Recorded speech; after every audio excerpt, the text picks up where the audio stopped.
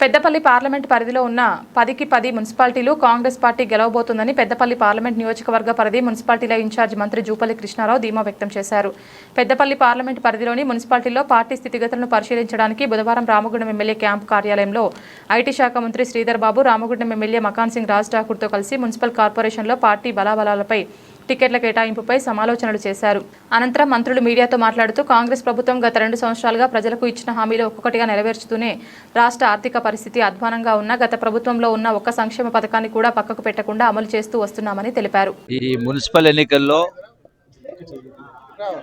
Peddapalli parliament నియోజకవర్గంలో 10 municipalities ఉన్నాయి. ఈ 10కి 10 మున్సిపాలిటీస్ కాంగ్రెస్ పార్టీ గెలవబోతా ఉంది. నేను అంత ఖచ్చితంగా ఎందుకు చెప్తా ఉన్నానంటే గడిచిన 2 సంవత్సరాల కాలంలో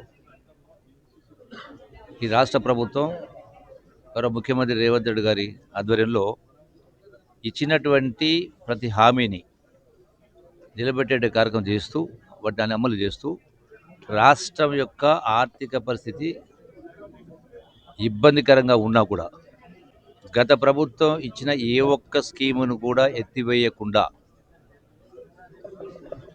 అన్ని హామీలు నిలబెట్టుకుంటున్న కారణంగా రామగుండం మున్సిపాలిటీలో అభివృద్ధి కార్యక్రమాలు జరగాలి అంటే ఒకవైపున రాష్ట్ర ప్రభుత్వం కాంగ్రెస్ పార్టీ ప్రభుత్వం అధికారంలో ఉండి రేవంత్ రెడ్డి గారు ముఖ్యమంత్రి గారు ఉండి ఇక్కడ సహచర మంత్రి గారు ఉండి ఎమ్మెల్యే ఉండి మున్సిపాలిటీలో కూడా కాంగ్రెస్ అంటే మేయర్ కాంగ్రెస్ నాయకత్వం ఉంటేనే అభివృద్ధి కార్యక్రమం జరుగుతాయి. ప్రజలలో ఉన్న వాళ్ళకి ప్రజాసేవ చేస్తున్న వాళ్ళకి సర్వేల ఆధారంగా టికెట్ ఇస్తూ ఉన్నాం. గొప్పగా ఏదో నేను దేశానికి ఆశం చెప్పుకున్నటువంటి ఆనాటి ప్రభుత్వ ముఖ్యమంత్రులు రాష్ట్రాన్ని అప్పుల కుప్పగా మార్చి ప్రజాస్వామ్యాన్ని పాతరేసి కూని చేసి కేసీఆర్ నాయకత్వంలో ఒక ముఖ్యమంత్రి 10 సంవత్సరాల కాలంలో ఈ 65,000 కోట్ల అప్పుని 8 లక్షల కోట్ల అప్పు తీసుకుపోయాడు. అంటే ఒకనాడు ఆయన కేసీఆర్ ముఖ్యమంత్రి కాకముందుకు సంవత్సరానికి 6,500 కోట్ల సుమారుగా వడ్డీ కడతా ఉంటాడు. ప్రధానంగా ఇంతకుముందు పెద్దలు కృష్ణారావు గారు మా పెద్దపల్లి నియోజకవర్గ పార్లమెంట్ ఇన్ఛార్జిగా మున్సిపల్ ఎన్నికలకు సంబంధించి వారు చెప్పడం జరిగింది. పూర్తి స్థాయిలో పట్టణానికి సంబంధించిన పట్టణ వాసులు అందరూ కూడా ఈరోజు కాంగ్రెస్ వైపు చూస్తూ ఉన్నారు. ఆ క్రమంలో మొత్తం సీట్లను కూడా